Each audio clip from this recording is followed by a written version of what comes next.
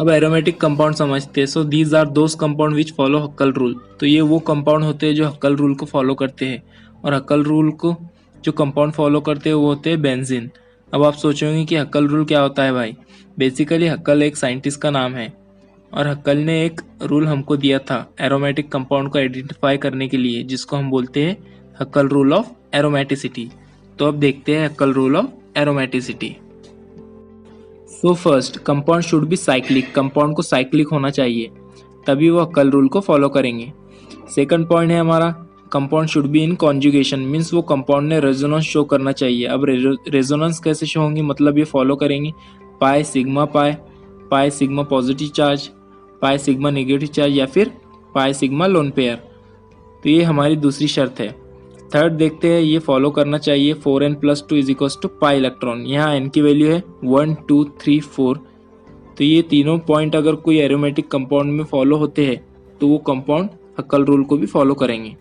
फिर से देखते हैं, compound should be cyclic, compound should be in conjugation, 4n+2 is equals to pi electron. अब फर्स्ट पॉइंट है हमारा, कंपाउंड शुड बी साइक्लिक। तो ये है साइक्लिक कंपाउंड, पर एरोमेटिक नहीं। अब आप बोलेंगे क्यों, बिकॉज इसमें कोई बॉन्ड नहीं है, इसमें रेजोनेंस शो नहीं कर रहा। अब रेजोनेंस हम आगे देखेंगे। देन सेकंड पॉइंट है, कंपाउंड शुड बी कॉन्जुगेशन।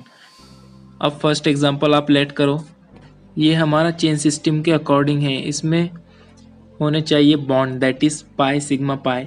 तो ये रेजोनेंस तो शो कर रहा है, इसके अलावा इसमें पॉजिटिव चार्ज या निगेटिव चार्ज होने चाहिए, जैसे कि हमने सेकंड पॉइंट में देखा। देन दूसरी एग्जांपल देखते हैं। अब इसमें रेजोनेंस भी है और ऑक्सीजन पर लोन पेयर भी।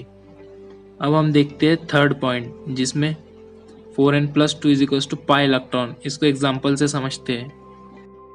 अब आप इस एग्जांपल को देखो।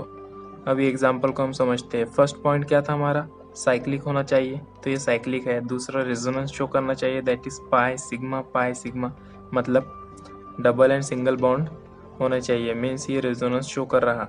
दूसरा पॉइंट भी क्लियर हो गया। थर्ड देखते हैं, 4n+2 is equals to pi electron. अब यहाँ आपको एक चीज़ याद रखनी है, 1 pi bond is equal to 2 electron, means 2 pi bond is equals to 4 electron, and 3 pi bond means 6 electron.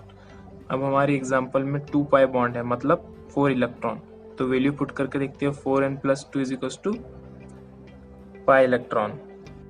Then 4n+2 is equals to 4 की एग्जाम्पल में 2 पाई बॉन्ड है। Then 4n is equals to 4 - 2, then 4n is equals to 2, and n is equals to 2/4, that is 1/2। तो ये हमारा aromatic compound नहीं है, क्योंकि value क्या होनी चाहिए, 1 2 3, प्लेन वैल्यू पर यहाँ पर 1/2 आया, तो ये एरोमेटिक कंपाउंड नहीं है। देन आप सेकंड एग्जांपल देखते हैं। तो ये हमारा बेंजीन है। अब साइक्लिक है बॉन्ड कितने हैं, 3 पाई बॉन्ड, मतलब 6 इलेक्ट्रॉन, रेजोनेंस शो कर रहा है, पाई सिग्मा रेजोनेंस भी शो कर रहा है। अब इसमें थर्ड रूल देखते हैं बैठता है कि नहीं। 4n+2 is equals to pi electron, that is 4n+2 is equals to 6 electron. 6 electron मतलब 3 पाई बॉन्ड है। 4n is equals to 6 - 2, then 4n is equals to 4, then n is equals to 1 आएगा, 4 divided by 4 is 1। तो यहाँ पर plane value आ गई, that is n is equals to 1। तो ये हमारा हक्कल रूल को फॉलो करेगा। तो हम इस तरह से जान सकते हैं हक्कल रूल को। तो आई होप आप सभी को हक्कल रूल क्लियर हो गया होगा। अब आते हैं हम अपने टॉपिक पर। तो हमने ऑर्गेनिक कंपाउंड देख लिया क्या होता है, then very important topic that is Huckel rule. अब आते हैं डिटेल स्टडी ऑन बेंजीन।